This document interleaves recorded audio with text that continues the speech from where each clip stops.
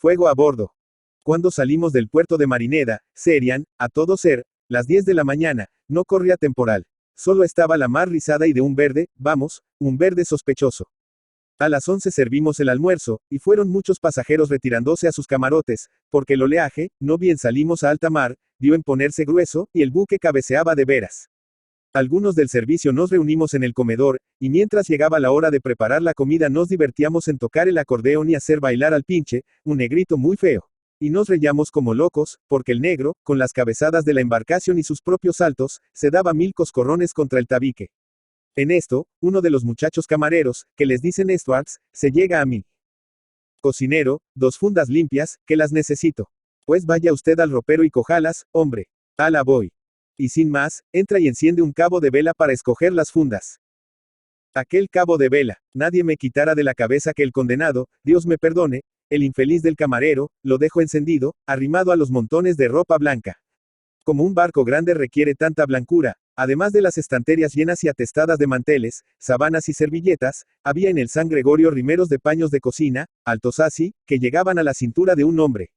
Por fuerza, el cabo se quedó pegadito a uno de ellos, o cayó de la mesa, encendido, sobre la ropa. En fin, era nuestra suerte, que estaba así preparada. Yo no sé qué cosa me daba a mí el cuerpo ya cuando salimos de Marineda.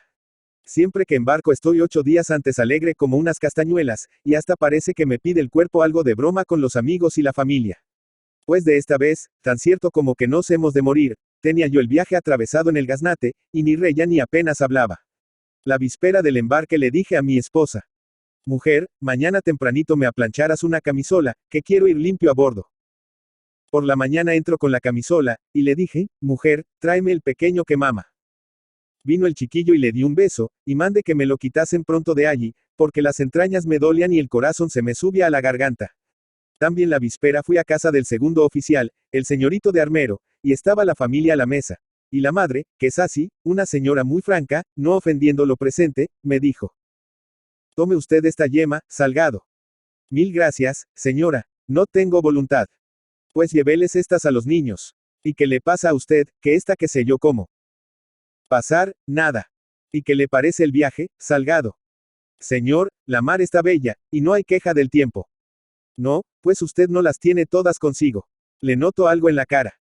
Para aquel viaje había yo comprado todos los chismes del oficio. Por cierto que en la compra se me fue lo último que me quedaba, 70 duretes. Los chismes eran preciosos, cuchillos de lo mejor, moldes superiores, herramientas muy finas de picar y adornar. Porque en el barco, ya se sabe, le dan a uno buena batería de cocina, grandes casos y sartenes, carbón en cuanto pida, y víveres a patadas. Pero ciertas monaditas de repostería y de capricho, si no se lleva con qué hacerlas. Y como yo tengo este pundonor de que me gusta sobresalir en mi arte y que nadie me pueda enseñar un plato. Por cierto que esta vanidad fue mi perdición cuando sostuve restaurante abierto. Me daba vergüenza que estuviese desairado el escaparate, sin una buena polla en galantina, o solomillo mechado, o jamón en dulce, o chuletas bien panadas y con su papillotito de papel en el hueso. Y los parroquianos no acudían. Y los platos se morían de viejos allí. Y cuando empezaban a oler, nos los comíamos por recurso. Mis chiquillos andaban mantenidos con trufas y jamón, y el bolsillo se desangraba. Si no levanto el restaurante, no sé qué sería de mí, de manera que encontrar colocación en el barco y admitirla fue todo uno. Pensaba yo para mi chaleco: ánimo, Salgado. De 28 duros que te ofrecen al mes, mal será que no puedas enviarle 12 o 15 a la familia. No es la primera vez que te embarcas. Vámonos a Manila. Quién sabe si allí te ajustas en alguna fonda y te dan 1000 o 1500 reales mensuales, y eres un señor. Lo dicho, la suerte, que arregla a su modo nuestros pasos. Estaba de Dios que yo había de perder mis chismes, y pasar lo que pase, y volver a Marineda desnudo. ¿En qué íbamos? Sí, ya me acuerdo.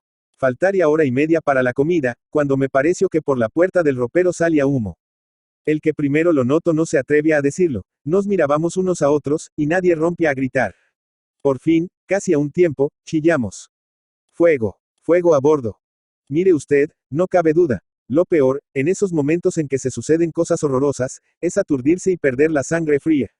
Si cuando corrió el aviso se pudiese dominar el pánico y mantener el orden.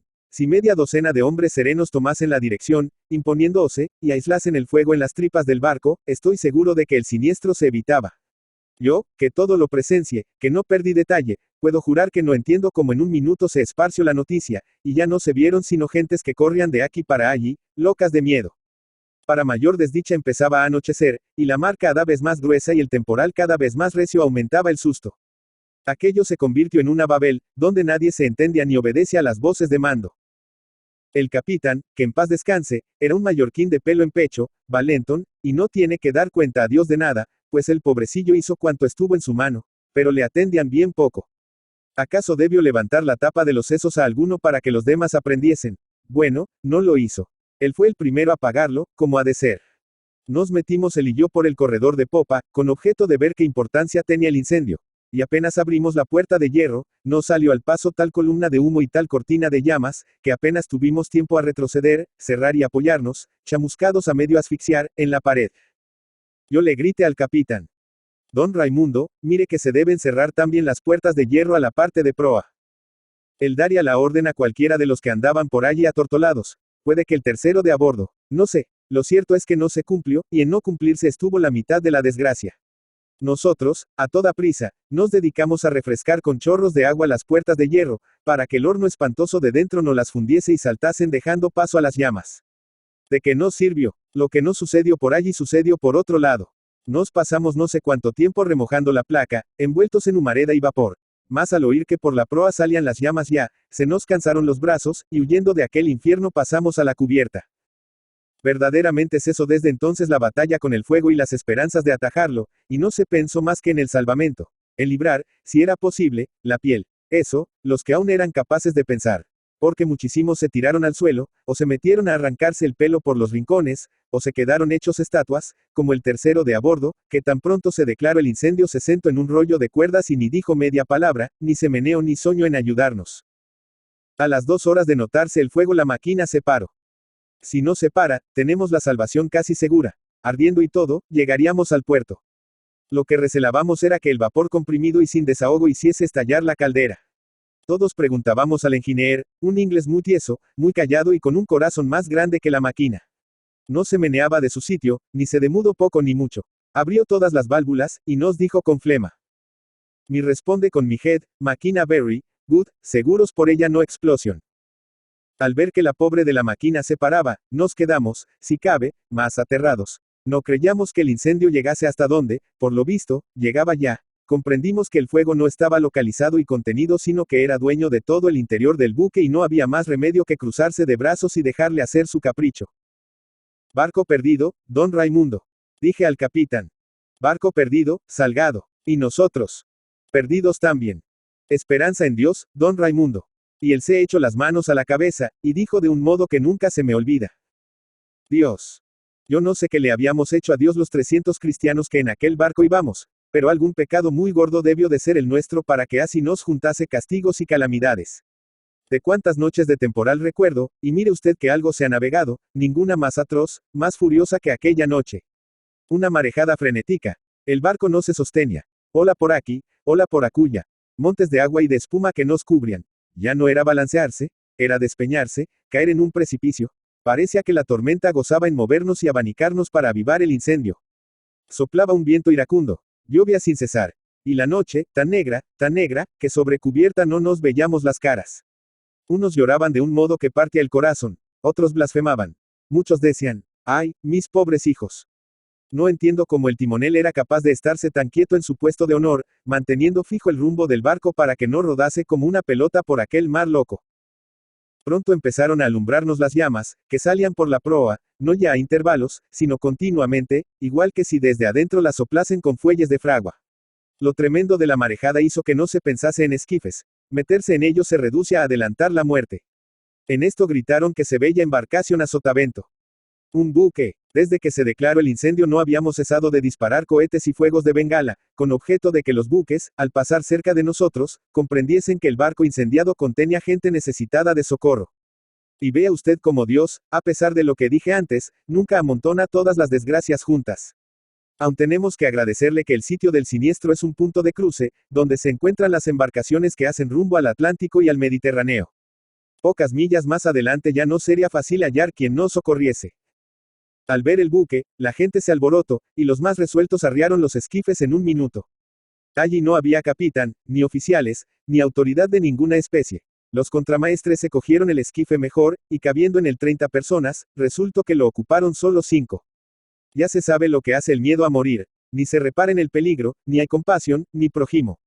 Sin mirar lo furioso del oleaje y lo imposible que era nadar allí, se echaron al mar muchísimas personas por meterse en los esquifes. Aún parece que oigo las voces con que decían al contramaestre. Espere, nuestramo Nicolás, espere por la madre que le parió. La mano, nuestramo. Y él, en su maldita jerga catalana, respondía. Eneam farres, eneam farres. Y cuando los infelices querían alarse al esquife y se agarraban a la borda, los de adentro, desenvainando cuchillos, amenazaban coserlos a puñaladas. De esta vez hubo ya bastantes víctimas. Los esquifes se alejaron, y nuestra esperanza con ellos. Después de recoger a aquellos primeros náufragos, el buque siguió su rumbo, porque no le permitía mantenerse al pairo el temporal. A todo esto, si viese usted cómo iba poniéndose la cubierta. Oíamos el roncar del incendio, que parecía el resoplido de un animalazo feroz, y a cada instante esperábamos ver salir las llamas por el centro del buque y hundirse la cubierta. Nos arrimábamos cuanto podíamos a la parte de popa, pues además el calor del suelo se hacía insoportable, y del piso de hierro cubierto con planchas de madera salían, por los agujeros de los tornillos, llamitas cortas, igual que si a un tiempo se inflamasen varias docenas de fósforos, sembrados aquí y acullá. Ya ni el frío ni la oscuridad eran de temer. ¡Qué disparate! Buena oscuridad nos de Dios. La popa algunas veces estaba tan clara como un salón de baile. Iluminación completa. Daba gusto ver el horizonte cerrado por unas olas inmensas, verdes y negruzcas, que se venían encima, y sobre las cuales volaba una orillita de espuma más blanca que la nieve. También divisamos otro buque, un paquebote de vapor, que se paraba, sin duda, para auxiliarnos. Estaba tan lejos. Con todo, la gente se animó. El segundo, el señorito de armero, se llegó a mí y me tocó en el hombro. Salgado, ¿puede usted bajar a la cámara? Necesito un farol. Mi segundo, estoy casi ciego. Con el calor y el humo me va faltado la vista. Aunque sea a tientas, quiero un farol. Vaya, no sé yo mismo cómo gateé por las escaleras. La cámara era un horno. El farol todavía estaba encendido. Lo descolgué y se lo entregué al segundo, convencido de que le daba el pasaporte para la eternidad, pues el esquife en que él y otros cuantos se decidieron a meterse era el más chico y estaba muy deteriorado. Lo arriaron, y por milagro consiguieron sentarse en él sin que zozobrase. Entonces empezó la gente a lanzarse al mar para salvarse en el esquife, y pude notar que, apenas caían al agua, morían todos. Algunos se rompió la cabeza contra los costados del buque, pero la mayor parte, sin tropezar en nada, expiró instantáneamente. Era que hervía el agua con el calor del incendio y los cocía. Era que se les acababan las fuerzas. Lo cierto es que daban 2 paladitas muy suaves para nadar, subían de pronto las rodillas a la altura de la boca, y flotaban ya cadáveres. Los del esquife remaban desesperadamente hacia el barco salvador. Supe después que a la mitad del camino, notaron que el esquife, roto por el fondo, hacia agua y se sumergía, que pusieron en la abertura sus chaquetas, sus botas, cuanto pudieron encontrar. Y no bastando aún, el señorito de armero, que es muy resuelto, cogió a un marinerillo, lo sentó, por mejor decir, lo embutió en el boquete, y le dijo, con perdón, no te menees, y tapa con él. Gracias a lo cual llegaron al buque y les pudimos ver ascendiendo sobre cubierta. No sé si nos pesaba o no el habernos quedado allí sin probar el salvamento. Los muertos ya estaban en paz, y los salvados, qué felices. El buque aquel tampoco se detenía. Era necesario aguardar a que Dios nos mandase otro, y resistir como pudiésemos todo el tiempo que tardase.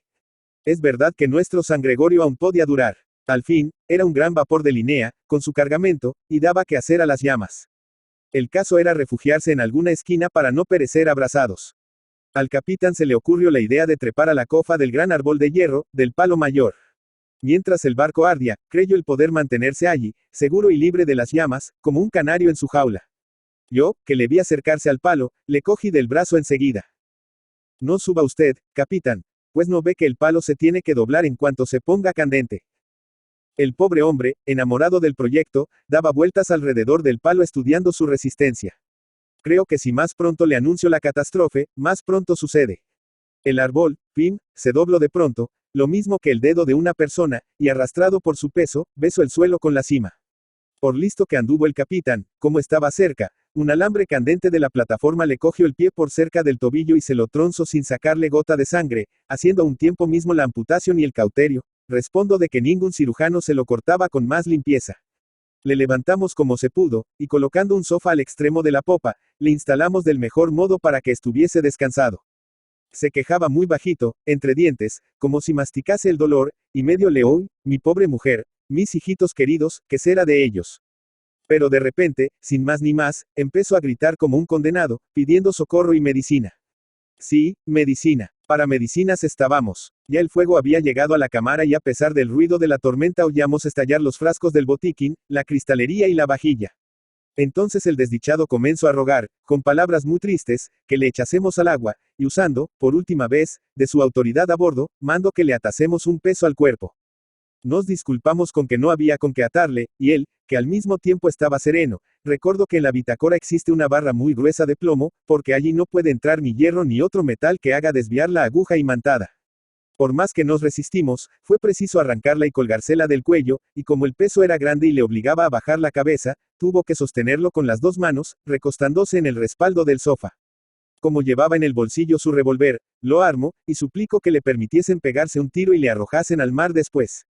Naturalmente que nos opusimos. Le instamos para que dejase amanecer. Con el día se calmaría la tormenta, y algún barco de los muchos que cruzaban nos salvaría a todos. Le porfiábamos y le hacíamos reflexiones de que el mayor valor era sufrir. Por último desmonto y guardo el revólver, declarando que lo hacía por sus hijos nada más.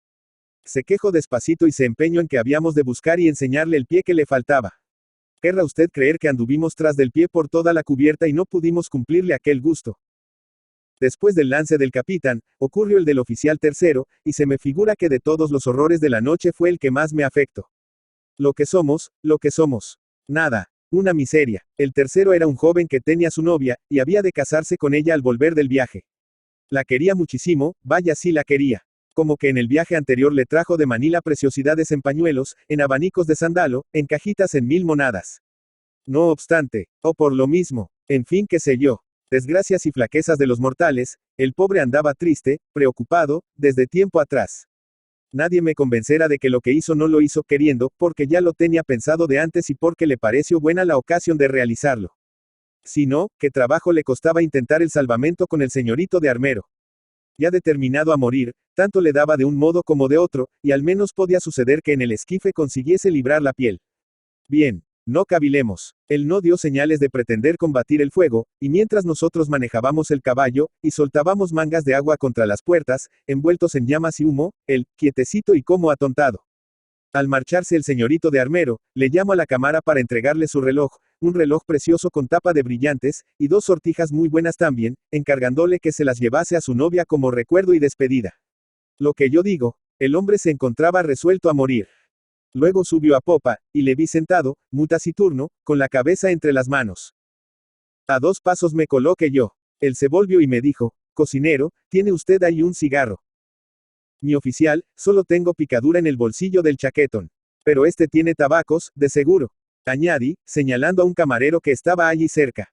¿Querrá usted creer que el bruto del camarero se resiste a meter la mano en el bolsillo y soltar el cigarro? Animal, le grité, no seas tacaño ahora. ¿De qué te servirá el tabaco, si vamos todos a perecer? En vista de mis gritos, el hombre aflojó el cigarro. El tercero lo encendió y daría, a todo dar, 3 chupadas. A cada una le veía yo la cara con la lumbre del cigarro, un gesto que ponía miedo. A la tercera chupada, acerco a la sien el revólver, y oímos el tiro. Cayó redondo, sin un ¡ay! Nadie se asustó, nadie gritó. Casi puede decirse que nadie se movió, estábamos ya de tal manera, que todo nos era indiferente. Solo el capitán preguntó desde el sofá. ¿Qué es eso? ¿Qué ocurre? El tercero que se acaba de levantar la tapa de los sesos. Hizo bien. De allí a poco rato, murmuró. Echadle al mar. Obedecimos, y a ninguno se le ocurrió rezar el Padre Nuestro. Es que se vuelve uno estúpido en ocasiones semejantes. Figúrese usted que en los primeros instantes recogió el capitán, de la caja, 6.000 duros y pico en oro y billetes. 6.000 duros y pico que anduvieron rodando por allí, sobre cubierta, sin que nadie les hiciese caso ni los mirase. En cambio, al piloto se le había metido en la cabeza buscar el cuaderno de bitácora y se desdichaba todo porque no daba con él, lo mismo que si fuese indispensable apuntar a qué altura y latitud dejábamos el pellejo. Pues otra rareza, en todo aquel desastre, ¿quién pensara usted que me infundia más lástima? El perro del capitán, un terranova precioso, que días atrás se había roto una pata y la tenía entablillada.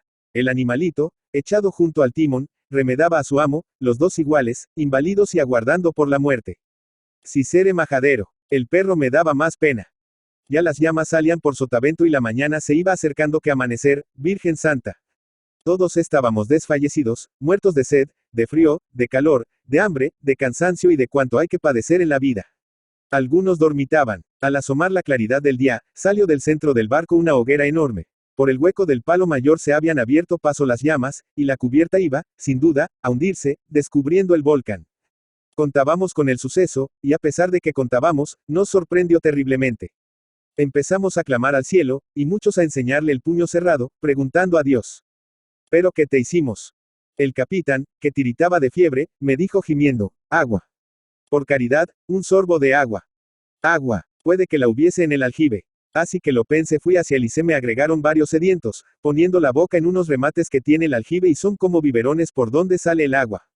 Que de juramento soltaron. El agua, al salir hirviendo, les abrazó la boca. Yo tuve la precaución de recibirla en mi casquete y dejarla enfriar.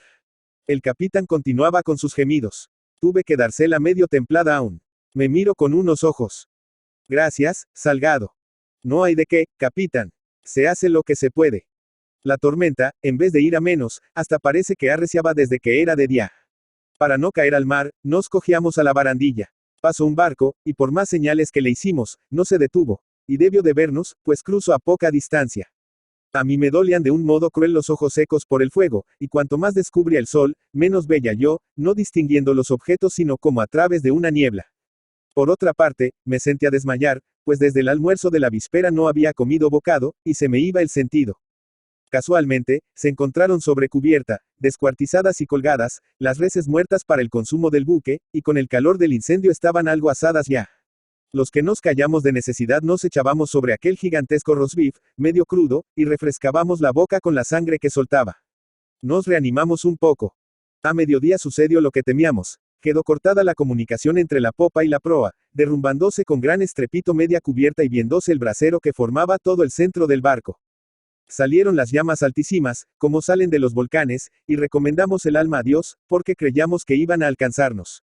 No sucedió esto por dos razones. Primera, por tener el buque, en vez de obra muerta de madera, barandilla de hierro. Segunda, por estar las puertas de hierro cerradas hacia la parte de popa, lo cual contuvo el incendio por allí, obligándole a cebarse en la proa.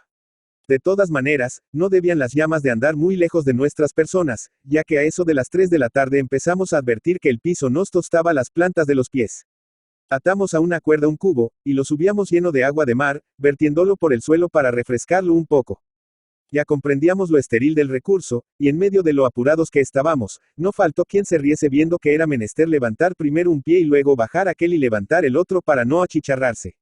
Serían las 3. El capitán me llamó despacio. Salgado, cuanto mejor era morir de una vez. Para morir siempre hay tiempo, mi capitán.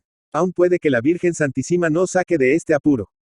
Claro que yo se lo decía para darle ánimos. Ala, en mi interior, calculaba que era preciso hacer la maleta para el último viaje. Bien sabe Dios que no pensaba en las herramientas que había perdido ni en mi propia muerte, sino en los chiquillos que quedaban en tierra. ¿Cómo los trataría su padrastro? ¿Quién les ganaría el pan? Saldrían a pedir limosna por las calles. A lo que yo estaba resuelto era a no morir asado. Miré 2 o 3 veces al mar, reflexionando cómo me tiraría para no romperme la cabeza contra el casco y no sufrir más martirio que el del agua cuando me entrase en la boca. Para acabar de quitarnos el valor, pasó un barco sin hacer caso de nuestras señales. Le enseñamos el puño, y hubo quien gritó, permita Dios que te veas como nos vemos. Ya nos rendía los brazos la faena de bajar y subir baldes de agua, que era lo mismo que apagar con saliva una hoguera grande, y convencidos de que perdíamos el tiempo y que era igual perecer un cuarto de hora antes o después, el que más y el que menos empezó a pensar cómo se las arreglaría para hacer sin gran molestia la travesía al otro barrio. Yo me persigné, con ánimo de arrojarme enseguida al mar. ¡Qué casualidades! Hete aquí que aparece una embarcación, y en vez de pasar de largo, se detiene. Ya estaba el barco al habla con nosotros. Una goleta inglesa, una hermosa goleta, que desafiaba la tempestad manteniéndose al pairo. Los que conservaban ojos sanos pudieron leer en su proa, escrito con letras de oro, Duncan. Empezamos a gritar en inglés, como locos desesperados, Schooner, Schooner, come near. Dr. Out to the water. Nos respondían a voces, sin atreverse a acercarse. Echarnos al agua, no quedaba otro recurso y este era tan arriesgado. En fin, ¿qué remedio? Los esquifes no podían aproximarse, por el temporal, y el buque menos aún. Nuestro San Gregorio, cercado por todas partes de llamas inmensas, ponía miedo. Había que escoger entre dos muertes, una segura y otra dudosa. Nos dispusimos a beber el sorbo de agua salada. El primer chaleco salvavidas que nos arrojaron al extremo de un cabo se lo ofrecimos al capitán. Ánimo, le dijimos, póngase usted el chaleco, y al mar, mal será que no brace usted hasta la goleta. No puedo, no puedo. Vaya, un poco de resolución. Se lo puso y medio murmuró gimiendo. Tanto da así como de otro modo. Y acertaba, aquello fue adelantar el desenlace, y nada más. Se conoce que o la humedad del agua, o el sacudimiento de la caída, le abrieron las arterias del pie tronzado, y se desangró en un decir Jesús. O acaso el frío le produjo calambre. No sé, el caso es que le vimos alzar los brazos, juntarlos en el aire y colarse por el ojo del salvavidas al fondo del mar. Quedaron flotando el chaleco y la gorra, a él no le vimos más en este mundo. Seguían echándonos, desde la goleta, cabos y salvavidas, y la gente, visto el caso del capitán, recelaba aprovecharlos. Yo me decidí primero que nadie. Ya quería, de un modo o de otro, salir del paso. Pero antes de dar el salto mortal reflexioné un poco y determiné echarme de soslayo, como los buzos, para que la corriente, en vez de batirme contra el buque, me ayudase a desviarme de él. Así lo hice, y, en efecto, tras de la zambullida, fui a salir bastante lejos del San Gregorio. Oía los gritos con que desde el schooner me animaban, y hoy también el último alarido de algunos de mis compañeros a quienes se tragó el agua o zapatearon las olas contra los buques. Yo choqué con la espalda en el casco del Duncan, un golpe terrible, que me dejó atontado. Cuando me alaron, caí sobre cubierta como un pez muerto. Acorde rodeado de ingleses. Me decían, go, Cook, go. A la cámara. Me incorporé y quise ir a donde me mandaban, pero no veía nada, y después de tantos horrores me eché a llorar por primera vez, exclamando, My no look, ciego, enséñeme el camino. Me levantaron entre dos y me abracé al primero que tropece, que era un grumete, y rompió también a llorar como un tonto. No sé las cosas que hicieron conmigo los buenos de los ingleses. Me obligaron a beber de un trago una copa enorme de brandy, me pusieron un traje de franela, me dieron fricciones, me acostaron, me echaron encima que sé yo cuántas mantas y me dejaron solito.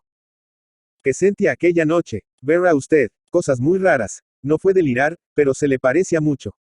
Al principio sudaba algo y no tenía valor para mover un dedo, de puro feliz que me encontraba. Después, al oír el ruido del mar, me parecía que aún estaba dentro de él y que las olas me batían y me empujaban aquí y allí. Luego iban desfilando muchas caras, mis compañeros, el terceto a la luz del cigarro, el capitán y gentes que no veía hacía tiempo, y hasta un chiquillo que se me había muerto años antes. En fin, por acabar luego. Llegamos a Newcastle, se me alivió la vista, el cónsul nos dio una guinea para tabaco, y a los pocos días nos embarcamos en un barco español con rumbo a Marineda que diferencia del buque inglés.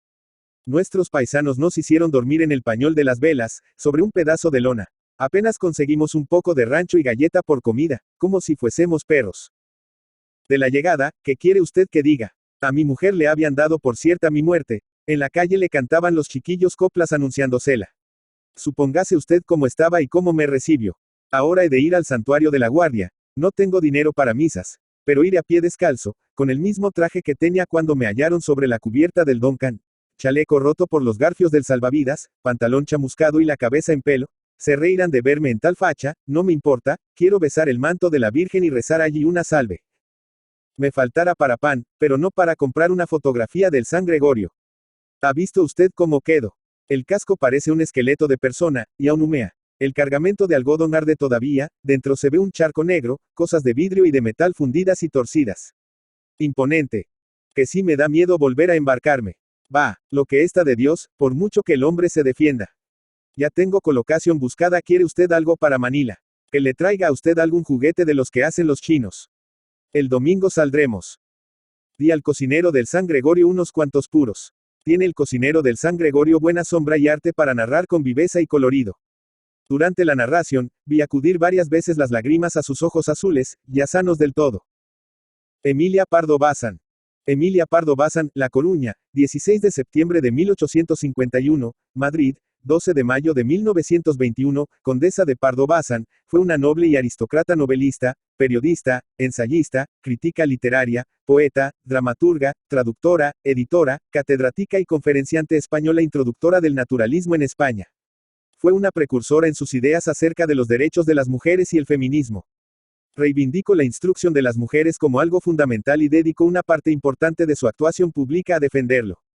Entre su obra literaria una de las más conocidas es la novela Los Pasos de Ulloa, 1886. Pardo Bazán fue una abanderada de los derechos de las mujeres y dedicó su vida a defenderlos tanto en su trayectoria vital como en su obra literaria. En todas sus obras incorporó sus ideas acerca de la modernización de la sociedad española, sobre la necesidad de la educación femenina y sobre el acceso de las mujeres a todos los derechos y oportunidades que tenían los hombres. Su cuidada educación y sus viajes por Europa le facilitaron el desarrollo de su interés por la cuestión femenina. En 1882 participó en un congreso pedagógico de la Institución Libre de Enseñanza celebrado en Madrid criticando abiertamente en su intervención la educación que las españolas recibían considerándola una doma, a través de la cual se les transmitían los valores de pasividad, obediencia y sumisión a sus maridos. También reclamó para las mujeres el derecho a acceder a todos los niveles educativos, a ejercer cualquier profesión, a su felicidad y a su dignidad.